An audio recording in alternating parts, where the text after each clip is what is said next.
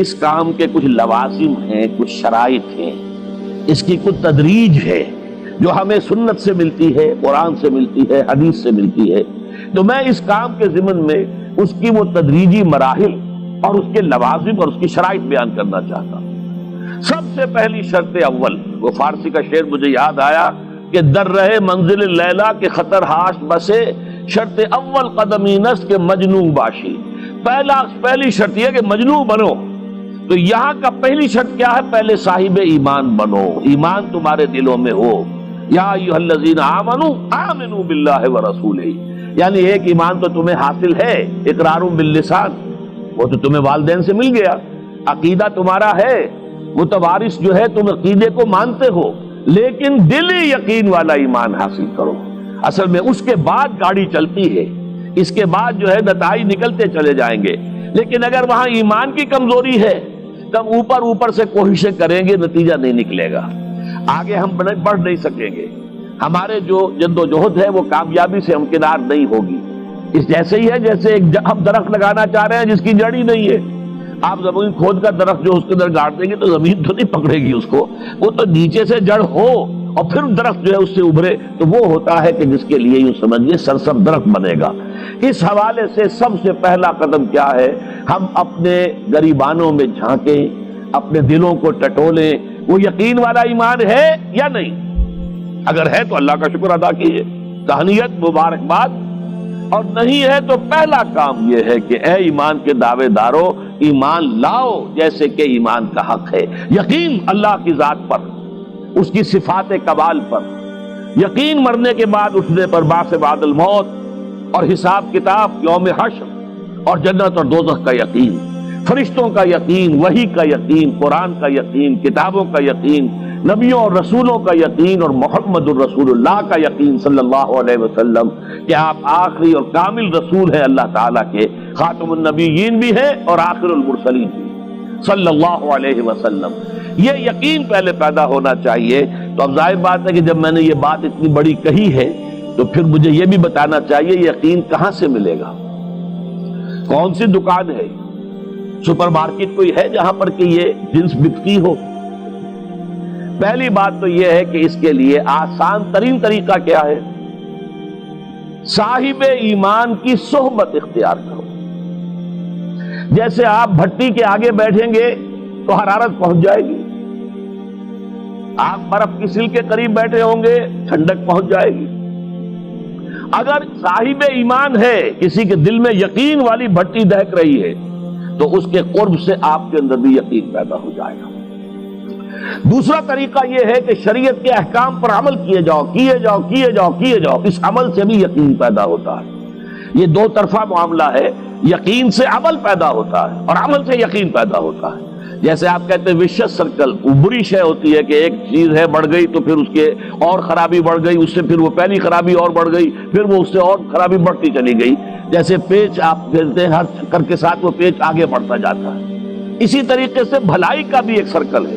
ایک نیکی آپ کریں گے آپ میں ایمان پیدا ہوگا، اب آپ زیادہ نیکی کریں گے تو اب اور زیادہ ایمان پیدا ہوگا، تو یہ دو طرفہ سرکل ہے۔ اور تیسری بات جو ہے، خاص طور پر فہیم، ذہین، انٹلیکچوئل لوگ، سمجھدار لوگ، اور آج کی دنیا آپ کو معلوم ہے کہ ہمارے نوجوان طبقے میں بہت بڑی تعداد ہے بہت سمجھدار لوگوں کی، اس لیے کہ ان کی معلومات کا دائرہ بڑا وسیع ہو گیا ہے۔ جدید دنیا میں جو علوم ہے ان کا ایکسپلوژن ہے، دھماکہ ہو گیا، اتنے علوم پھیل گئے اور اس کے اثرات ہیں۔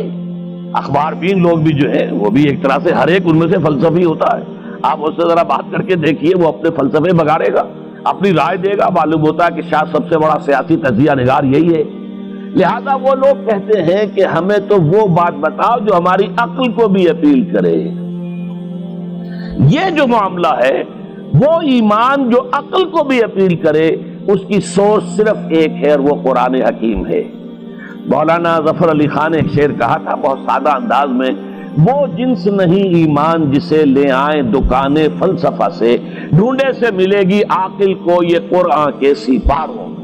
عاقل جو ہے انٹلیکچوئل، ایک ہے عام آدمی جو ہے صاحب یقین کی صحبت سے بھی یقین پیدا ہو جائے گا، عام آدمی عمل کرتا رہے گا اس سے بھی یقین پیدا ہو جائے گا، لیکن عاقل، انٹلیکچوئل، وہ شخص جو کہتا ہے پہلے میری عقل کو اطمینان ہونا چاہیے پھر مانوں گا، اس کے لیے جو سورس ہے، منبع ہے، سرچشمہ ہے ایمان کا، وہ صرف اور صرف قرآن ہے۔ اس میں غور و فکر کرے، انسان اس طرح قرآن کو پڑھے کہ وہ براہ راست اس کا مفہوم اس کے دل کے اوپر اترتا چلا جائے۔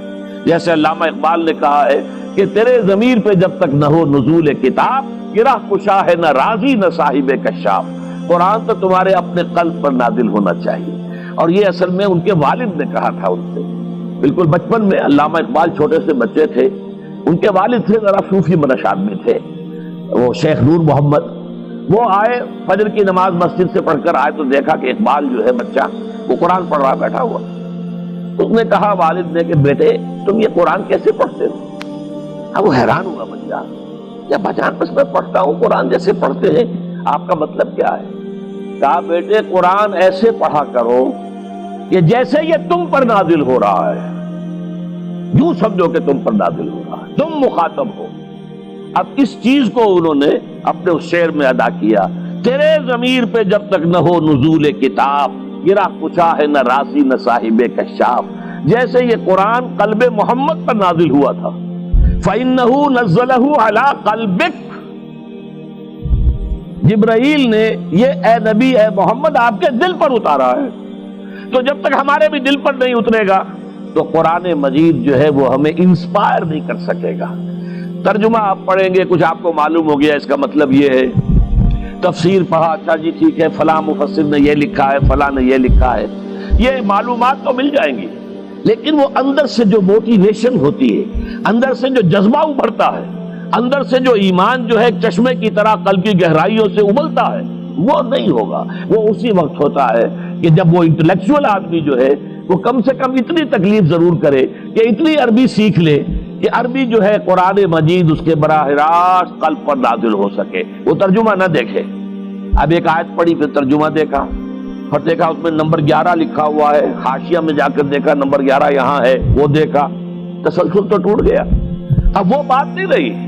اور ترجمہ جو ہے وہ سبھی جانتے ہیں، دنیا میں ہر بچہ بھی سمجھ لے گا کہ غالب کا کوئی شعر ہو اور وہ آدمی پڑھ کے جھوم جاتا ہے کہ کیا بات کہی، اسی کا انگریزی میں ترجمہ کر دیجئے، اب اس میں کچھ بھی نہیں۔ آپ نے مفہوم تو بیان کر دیا انگریزی میں، لیکن جو تاثیر ہے اس غالب کے شعر کی وہ انگریزی میں منتقل نہیں ہو سکتی۔ تو قرآن مجید کا کچھ نہ کچھ مفہوم تو ترجمے سے معلوم ہو جائے گا، قرآن کی تاثیر ترجمے سے نہیں حاصل ہو سکتی، تفسیر سے نہیں حاصل ہو سکتی۔ اس لیے دو سب سے بڑی تفسیروں کا ذکر علامہ اقبال نے کیا ہے کہ گرہ کشا ہے نہ رازی، نہ امام رازی کی تفسیر کبیر سے تمہیں فائدہ ہوگا اور نہ امام زمخشری کی کشاف سے ہوگا، جب تک کہ تمہارے اپنے دل پر قرآن نہ اترے۔ اور اس کے لیے لازم ہے کم سے کم یہ کہ اتنی عربی انسان سیکھ لے کہ بیریئر نہ ہو ٹرانسلیشن کا، تو پردہ حائل نہ ہو درمیان میں، تسلسل نہ ٹوٹے، آپ براہ راست پڑھ رہے ہیں اور براہ راست اس کا مفہوم آپ کے قلب پر نازل ہو رہا ہے۔ تو پہلا سٹیپ جو میں نے ان 3 آیتوں پر اضافی آیت سورہ نساء کی آپ کے سامنے رکھی، ہم میں سے ہر شخص کا پہلا کام یہ ہے کہ وہ یقین والا ایمان حاصل کرے۔ عام آدمی کے لیے صاحب یقین کی صحبت بھی مفید، عام آدمی کے لیے عمل سے بھی یقین پیدا ہوتا ہے، لیکن انٹلیکچوئل کے لیے، ذہین کے لیے، فہیم انسان کے لیے، انٹیلیجنسیا جسے آپ کہتے ہیں، اس کے لیے لازم ہے کہ وہ قرآن مجید کی گہرائیوں میں غوطہ زنی کرے اور قرآن اس کے اپنے قلب کے اوپر نازل ہو تو کہیں جا کر وہ قرآن کو سمجھے گا۔ چنانچہ علامہ اقبالی کا ایک اور شعر میرے ذہن میں آیا ہے، وہ میں آپ کو سنا دوں۔ ہم یہ سمجھتے ہیں کہ عرب تو ان کی اپنی زبان ہے، لہذا وہ تو قرآن مجید کو سمجھتے ہی ہوں گے، لیکن بسا اوقات ایسا بھی ہوتا ہے اگر دل پر حجاب آئے ہوئے ہوں تو قرآن مجید کے سمجھنے سے بھی کچھ حاصل نہیں ہوتا، دل پر حجاب ہے۔ یہی وجہ ہے تو عرب ہو یا عجم ہو،